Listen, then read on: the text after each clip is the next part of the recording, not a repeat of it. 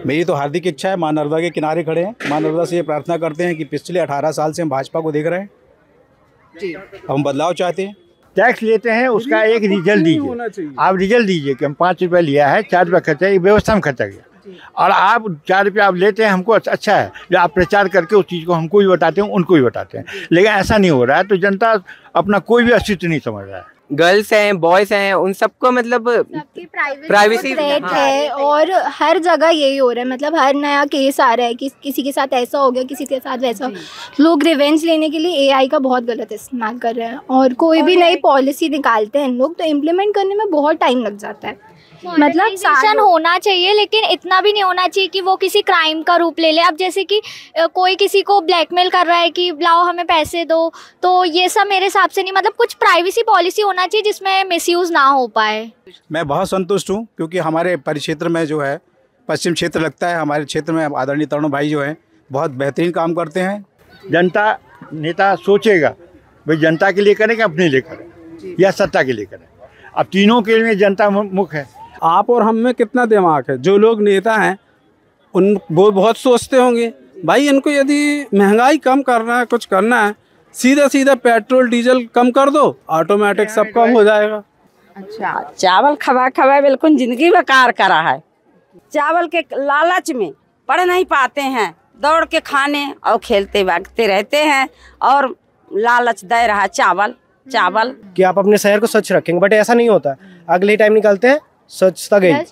कब आते हैं? जब कल वोट पड़ना आ जाएंगे तो हाथ जोड़ने आएंगे, तो हम क्या तुम्हें वोट देंगे?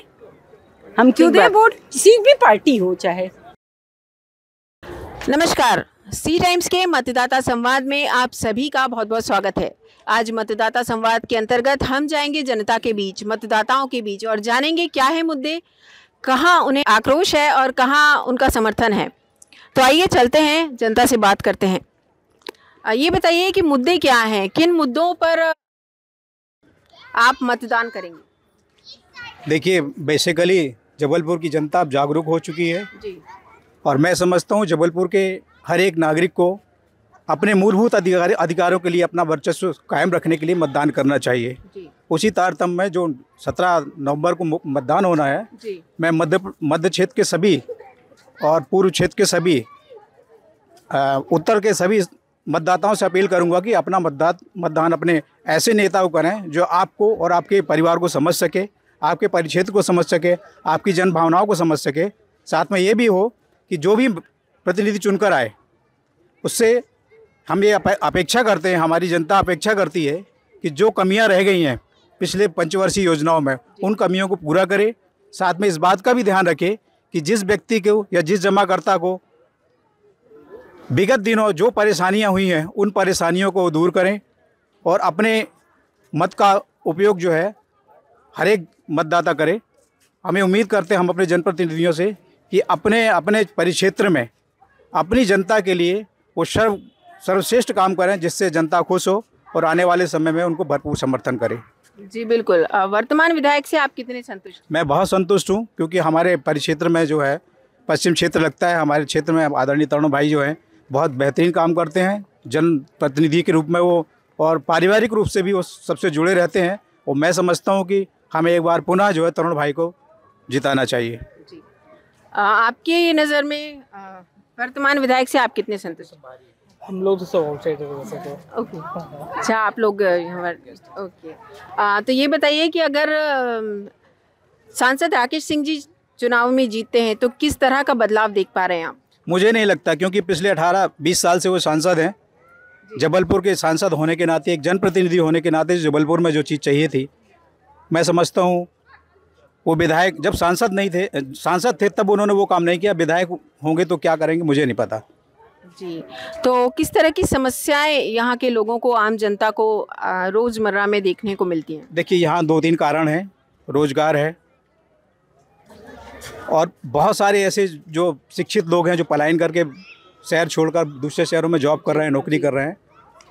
साथ में जिन लोगों ने कोविड पैंडेमिक के टाइम पे अपने परिजनों को खोया, उनकी तकलीफ़ों को देखते हुए जिन प्रतिनिधियों ने अपना सहयोग दिया, उन प्रतिनिधियों को तो हम सैल्यूट करते हैं। लेकिन जिन्होंने बिल्कुल भी इस भाग नहीं लिया इस कार्यक्रम में, वो मैं समझता हूँ उनको तो जनता को सबक सिखाना चाहिए। ऐसे प्रतिनिधि को बिल्कुल इन्हें जीत के आना चाहिए। जी, तो जनता जो रोजगार के लिए आज के युवा जो बाहर जाने मजबूर हैं, उनके लिए आपको क्या लगता है कि जिम्मेदारों को क्या करना चाहिए? रोजगार के अवसर तैयार करने चाहिए, इंडस्ट्री लगाएं यहाँ पर। जी, तो चुनावी शंखनाद हो चुका है, आपको क्या लगता है कि कौन जीतने वाला है? मेरी तो हार्दिक इच्छा है, माँ नर्मदा के किनारे खड़े हैं, माँ नर्मदा से ये प्रार्थना करते हैं कि पिछले 18 साल से हम भाजपा को देख रहे हैं जी, हम बदलाव चाहते हैं। तो महंगाई के मुद्दे पर आप किस पाले में हैं, बीजेपी के या फिर कांग्रेस? मैं तो कांग्रेस के पक्ष में हूँ। जी, नर्मदा परिक्रमा के लिए जो पुल बनवाया गया था यहाँ पर, जो जिसका काम अभी चल रहा है, तो वो इतना धीमी गति से चल रहा है, इसके लिए आप क्या कहना चाहेंगे? जहाँ तक मुझे जानकारी है, नर्मदा परिक्रमा में बहुत समय पहले भी इस बात को रखा गया था। इन सारे चीज़ों को लेकर जो कॉरिडोर बनना है नर्मदा परिक्रमा के लिए, उसे मुझे लगता है जनप्रतिनिधि का उसमें जो है, जो प्रत्यक्ष रूप से जुड़े हुए इस कार्यक्रम में नर्मदा परिक्रमा के, शायद उनकी संलग्नता कम रही, इस वजह से कार्यक्रम पिछड़ रहा है या जो निर्माण कार्य है वो छूटे जा रहे हैं। जी, और इसका श्रेय किसे देना चाहेंगे आप? इसके लिए तो जो जनप्रतिनिधि अपना सहयोग कर रहा है, मैं उनको धन्यवाद दूंगा, उनको सहयोग करने के लिए। जी बिल्कुल। जनता की आम समस्याएं और क्या है यहाँ पर? बहुत सारी ऐसी मूलभूत समस्याएं हैं। आज जबलपुर में ऐसे बहुत सारे मैटर नए नए देखने में मिल रहे हैं। जेडीए कॉलोनी में आप देखिए, लीज का मैटर है।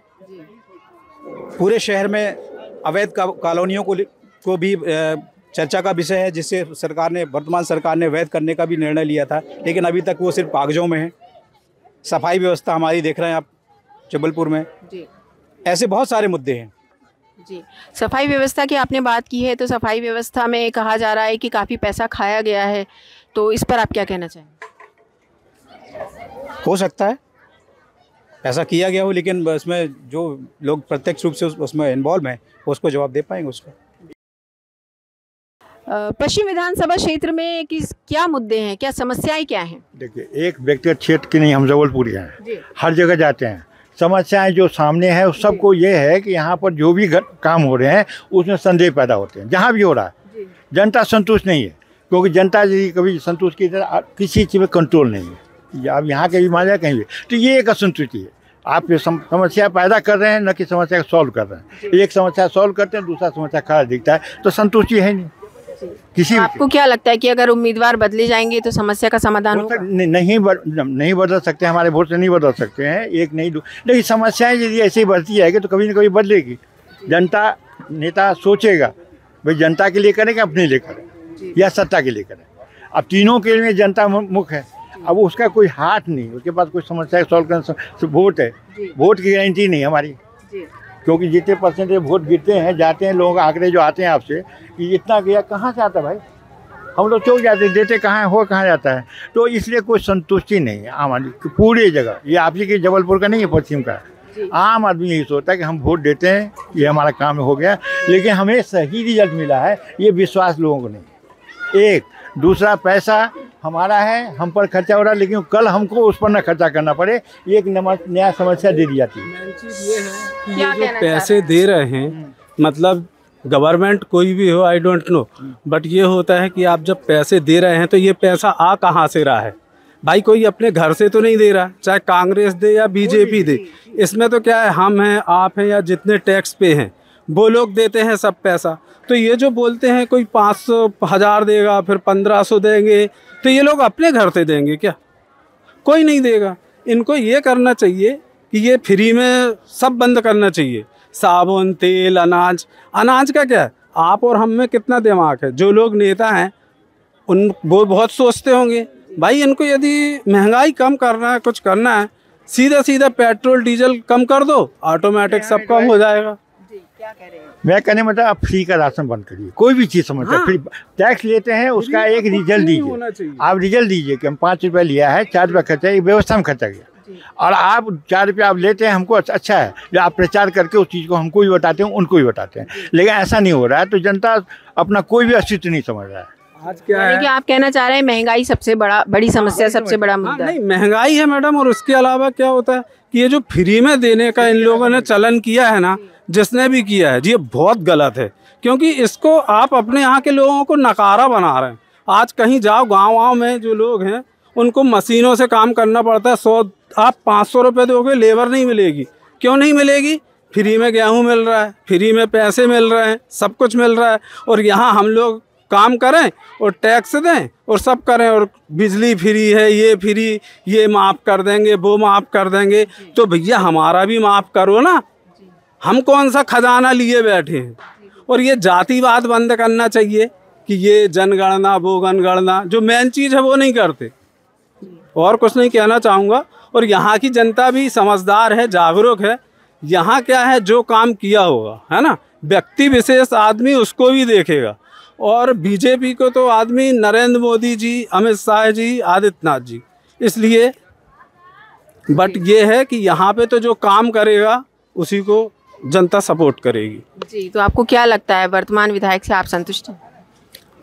अब मैडम ऐसा है कि देखो, इसमें तो हम कुछ नहीं बोल सकते, पर ये सब लोग जानते हैं कि किसने काम किया है, किसने नहीं किया है ना जी। क्योंकि इतना विकास और इतना कुछ हुआ नहीं है। और मैं तो ये कह रहा हूँ, अभी नहीं, आप वर्तमान की बात कर रहे हैं, शुरू से उठा के देख लो। जबलपुर का ये दुर्भाग्य है, इतने अच्छे अच्छे यहाँ नेता हुए और सबसे लोगों ने उम्मीद जगाई, बट वो कुछ नहीं कर पाए। क्या प्लान चल रही यहाँ से, जैसे जबलपुर से पनागढ़ जो जाती है ना बसें, जीपें, इस टाइप की है ये प्लान, जबलपुर से दिल्ली और इधर उधर। तो ये इनको मूल चीज़ जो करना चाहिए वो कुछ जबलपुर के लिए नहीं हुआ। जी, नर्मदा शुद्धिकरण एक बड़ा मुद्दा रहा है, इस पर आप क्या कहना चाहेंगे, कितना सफल रहा? मैडम, इसमें तो काम किया है, और जहाँ तक के नर्मदा जी का है, इनका आशीर्वाद है सबका हम लोगों पे, और सब अच्छा काम किया है। और हम तो ये कहेंगे कि मतलब ये भनोट जी ने भी बहुत अच्छे काम किए हैं जी। तो किस तरह और महंगाई के मुद्दे पर और जल पानी जो एक मूलभूत समस्या है, उस पर क्या कहना? पानी का ऐसा है, माँ नर्मदा की कृपा है, पानी की तो अपने यहाँ कोई समस्या नहीं है। अब जहाँ पाइपलाइन है, भाई एक चीज़ बताओ, आप लोगों ने वो ऊंचे ऊंचे पहाड़ पे मकान बना दिए, अब वहाँ बोलो भैया पानी नहीं है, एक तो तुम अतिक्रमण किए और ऊपर से तुमको सब चाहिए, ये रहता है।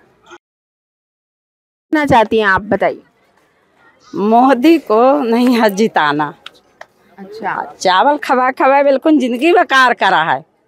मेरा यह विनती है कि अच्छे से इन्हें लड़कन को जिंदगी सुधारें, वाले मिलें, मेरा यह विनती है बस। अच्छा, ये बताओ कि कैसी जिंदगी बर्बाद हुई, मतलब आपको क्यों लगता है? देखो, मेरा यह लगता है बच्चों को चावल के लालच में पढ़ नहीं पाते हैं, दौड़ के खाने और खेलते भागते रहते हैं, और लालच दे रहा चावल। यानी कि फ्री की चीज मिल रही है, इसलिए लोग आलसी हो रहे हैं, अपने मतलब काम पे नहीं जा पाते हैं। अच्छा, हाँ। और क्या परेशानी आपको यहाँ, समस्या पानी की या कुछ? पानी भी की व्यवस्था नहीं है, न घर की व्यवस्था है, तो दे दिया तो दे दिया, अब नहीं देते हैं। हाँ, हमको तो मुझसे नहीं बने बेटा, पढ़े लिखे। जो सरकार ने जो लाडली लक्ष्मी और लाडली बहना ये योजनाएं चलाई, इसमें आपको पैसा मिला? हमें सयान हन, विधवा खुद हैं तो 600 देते हैं, और बच्चों को देते हैं, लड़कियन को। हमको तो 600 मिलता है बस। हमको तो आपकी नज़र में सरकार बदलनी चाहिए? बदलना चाहिए। वही नहीं रहे, कोई मान नहीं होता है, दूसर पदवी पाया। अच्छा, हाँ। आज यहाँ पर हमें कुछ युवा भी मिले हैं, कुछ यूथ है हमारे साथ, तो आइए उनकी क्या सोच है इस बारे में उनसे पूछते हैं। क्या मुद्दे हैं इस पश्चिम क्षेत्र के? मेरे ख्याल से तो मतलब गवर्नमेंट, हम लोग को ऐसा गवर्नमेंट चाहिए जो सबसे पहले तो हमारे इंडिया को पूरा क्लीन रखे। जैसे कि आपने देखा था स्वच्छ भारत अभियान कब से चल रहा है, बहुत टाइम हो गया है, लेकिन अभी तक अपना इंडिया उतना साफ़ नहीं है। बस जो पॉश एरिया हैं वही बस साफ़ रहते हैं, और बाकी के मतलब जो स्लम्स एरिया है एंड मार्केट एरिया है वो उतना साफ़ नहीं रहता है। और मतलब भ्रष्टाचार बहुत है, भ्रष्टाचार अभी भी बहुत है। तो हम लोग को एक ऐसा गवर्नमेंट चाहिए जिसमें करप्शन बहुत कम हो, और ये तक कि एजुकेशन में तक मतलब भ्रष्टाचार बहुत है, करप्शन बहुत है एजुकेशन सिस्टम में भी पूरा का पूरा। और मतलब जैसे कि बाकी जो अभी अपने पीएम है वो बोल रहे हैं कि सबको मतलब जॉब मिलेगा, सबको जॉब मिलेगा, लेकिन नहीं मिल पा रहा है करप्शन के चक्कर में। और मतलब जैसे कि जो हायर मतलब ऑफिसर्स हैं वो जॉब उनको दे देते हैं जो मतलब उनको पैसे पे करते हैं, उनको वो लोग जॉब दे देते हैं। और जो बेचारे गरीब लोग हैं जो मेहनत करके जो आगे बढ़ते हैं उनको मतलब आगे नहीं बढ़ने देते हैं, उनको आगे नहीं बढ़ने देते हैं। और मेरे ख्याल से कि मतलब एक और चीज़ चेंज होना चाहिए अपने इंडिया का, वो है कि मतलब जैसे कि आप देख रहे हैं अभी फेक फ़ोटोज़ बहुत हाँ एआई जनरेशन, हाँ तो उसको थोड़ा सा कंट्रोल में। एआई क्या आजकल हर कोई यूज़ कर पा रहा है, मतलब आप मैं कोई भी यूज़ कर सके घर बैठे बैठे। तो ऐसे में क्या मतलब जो अपने गर्ल्स हैं बॉयज़ हैं उन सबको मतलब प्राइवेसी थ्रेट है। और हर जगह यही हो रहा है, मतलब हर नया केस आ रहा है कि किसी के साथ ऐसा हो गया, किसी के साथ वैसा। लोग रिवेंज लेने के लिए एआई का बहुत गलत इस्तेमाल कर रहे हैं। और कोई भी नई पॉलिसी निकालते हैं लोग तो इम्प्लीमेंट करने में बहुत टाइम लग जाता है।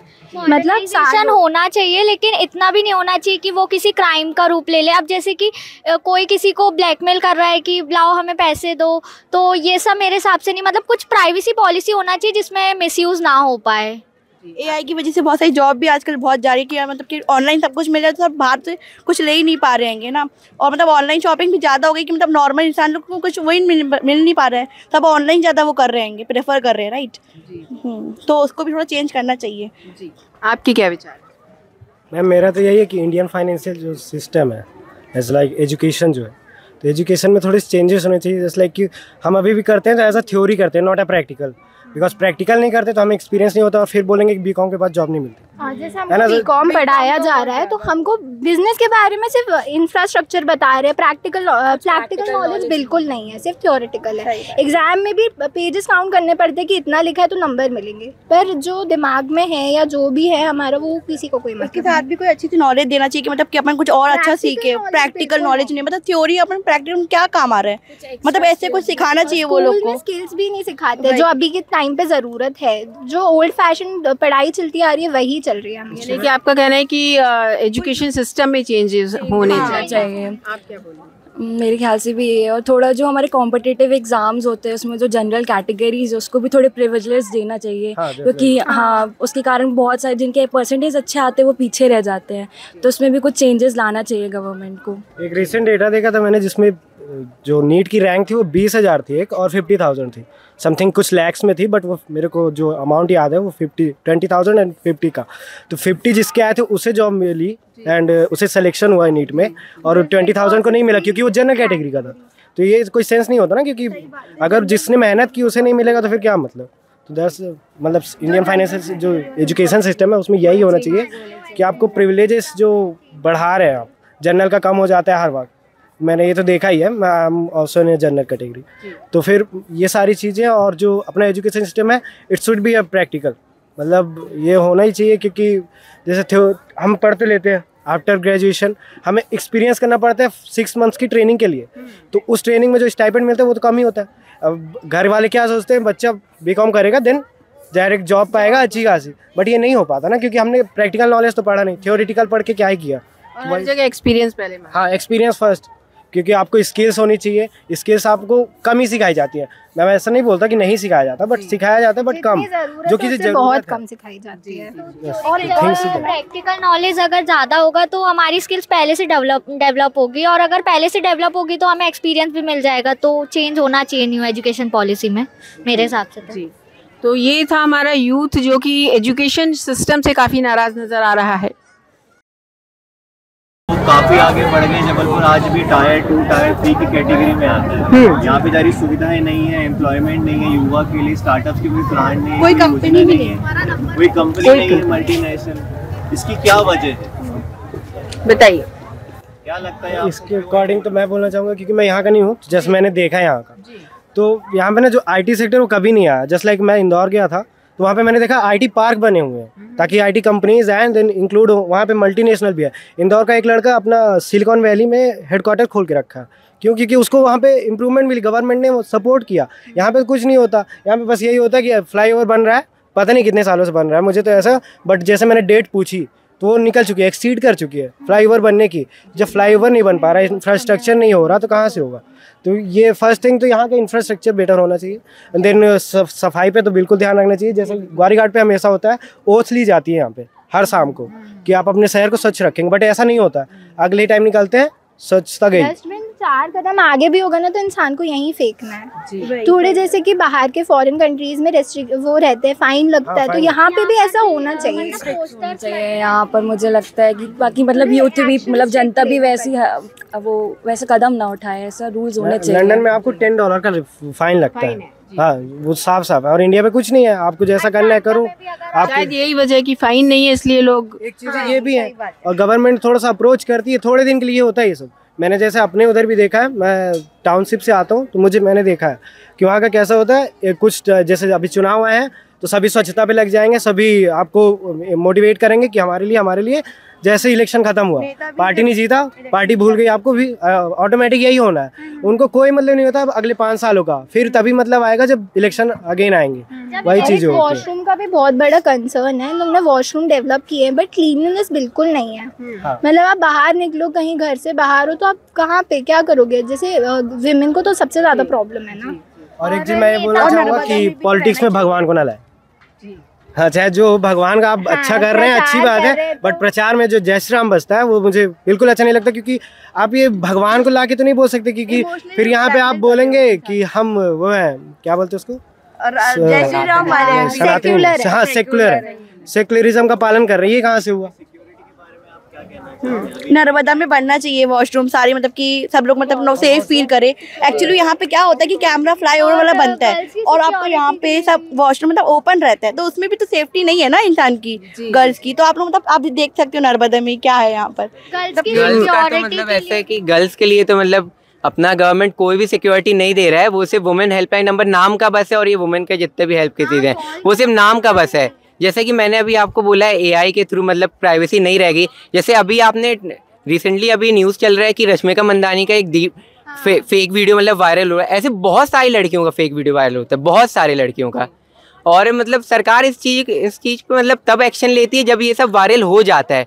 उसके पहले इन लोग को ये सब जो साइट्स हैं ना, ये सब एडल्ट साइट्स हैं, ये सब सरकार को पहले बैन कर देना चाहिए। इंडिया ये बैन किया है सरकार ने, लेकिन बहुत सारी ऐसी वेबसाइट्स हैं जो अभी भी चल रही हैं, और इससे क्या यूथ भी बिगड़ रहा है वीपीएन के थ्रू। वुमेन सिक्योरिटी पे तो एक चीज़ और है कि इन्होंने किया है, मैंने यहाँ पे भी देखा। तो एक है उनकी निर्भया की एक वैन चलती है, एक 100, बट आप डायल करेंगे ना तो आपको कम से कम नहीं तो आधे घंटे का प्रोसेस लग जाएगा।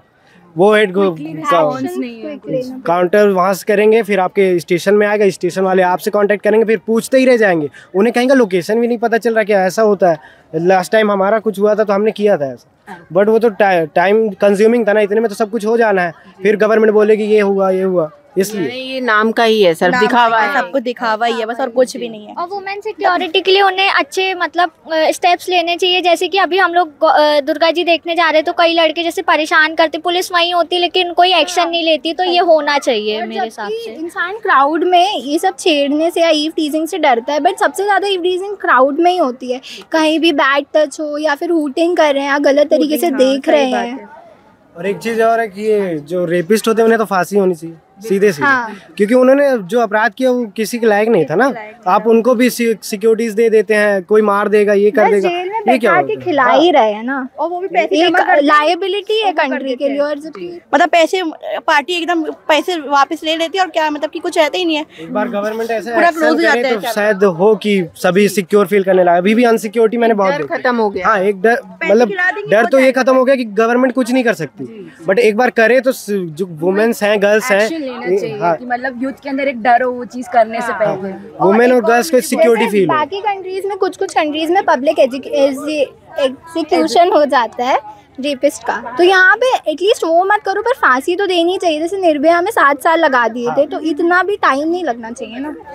और एक और मुझे बोलना था कि मतलब पार्टीज में ना मतलब गन शूटिंग होती है।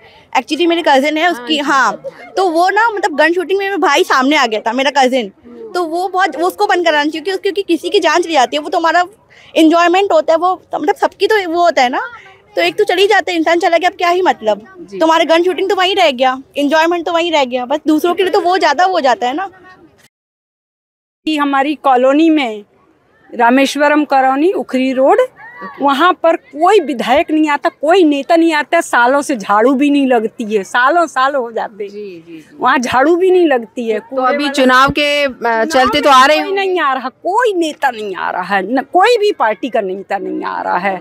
हम लोग परेशान है। वहाँ JDA का बन रही है बिल्डिंग, वो लोगों ने भी इतना सीमेंटेड करा, नाली बंद है, सब बरसात में कितनी परेशानी होती है। अब हम लोग कॉलोनी के अंदर घुसे, अपने घर में निकलना मुश्किल होता है हम लोगों को। कोई एक विधायक नहीं। हम लोग बोले अब नेता आएगा, अब कब आते हैं? जब कल वोट पड़ना आ जाएंगे तो हाथ जोड़ने आएंगे, तो हम क्या तुम्हें वोट देंगे? हम क्यों दें वोट? किसी भी पार्टी हो, चाहे चाहे तो आप अगर सांसद राकेश सिंह जी अगर जीत कर आते हैं तो आप उनसे क्या उम्मीद करते हैं? उनसे तो यही उम्मीद करेंगे कि हमारे सड़क बनवाए, नाली मतलब निकासी करे पानी जाने की। उनसे यही उम्मीद है। वो आते ही नहीं। हम राकेश सिंह से, चलो वो उनसे क्या नाम है, विनय सक्सेना जी से पिछले साल वो देखा था तो हमने बायकॉट कर दिया था। और इनको भी ये आए तो आती ही नहीं है। हमारे यहाँ कोई नेता नहीं आता। आज भी देखा गया है कि नगर निगम की पाइपलाइन सब जगह नहीं डली, उस पर क्या बोलेंगे? उस पर तो ये ठीक है, हमारे यहाँ 24 आवर्स पानी आता है, ठीक है, धीमा धीमा आता है, सुबह शाम फोर्स में आता है। उसके लिए हम कुछ भी नहीं बोलेंगे, क्योंकि हमारे यहाँ टंकी पास में पानी आता है, उस तरफ कॉलोनी में पानी आता है, नर्मदा का पानी आता है अपना। उसके लिए तो चलो खुश है। हम लोग शुरू से ही हैं, आज 3 साल से यहीं हैं। इस बार सोचिए, मैं दिल्ली में था, मेरा वोटर ID, मैंने इस बार यहाँ का कराया कि मैं वोट देने जाऊँगी। किस नेता को वोट दूँ मैं, जब मेरा काम ही नहीं होता? आपकी नज़र में अभी कोई भी नेता आपकी नज़र में ऐसा नहीं है कि जिसे जीत के आना चाहिए? हाँ, नहीं है, ऐसी बात नहीं है, पर काम तो करे। चलो भाई, काम कुछ कराया होता तो हम सब में राजी। इस बार वोट देने की इच्छा नहीं है अपनी, बताएं सही जी। अपने 7-8 बोर्ड ऐसे ही जाएंगे जी। क्या कर सकते हैं? वोट देना हमारा अधिकार है, मानती हूँ, मेरा अधिकार है, जन्म सिद्ध अधिकार है।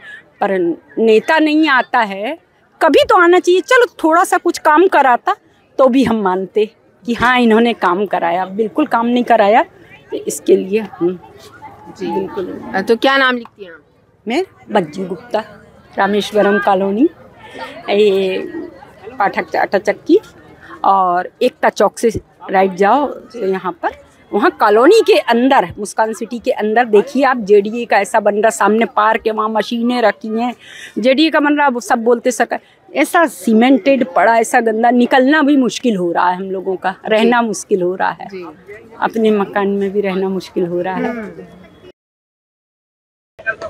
तो देखा आपने किस तरह लोगों के अंदर इतना आक्रोश है, इतना, कुछ लोग समर्थन में भी थे। तो देखते हैं अब इस चुनावी रण में ऊंट किस करवट बैठता है। कुछ ही दिन बचे हैं, हम और आप मिलकर देखेंगे।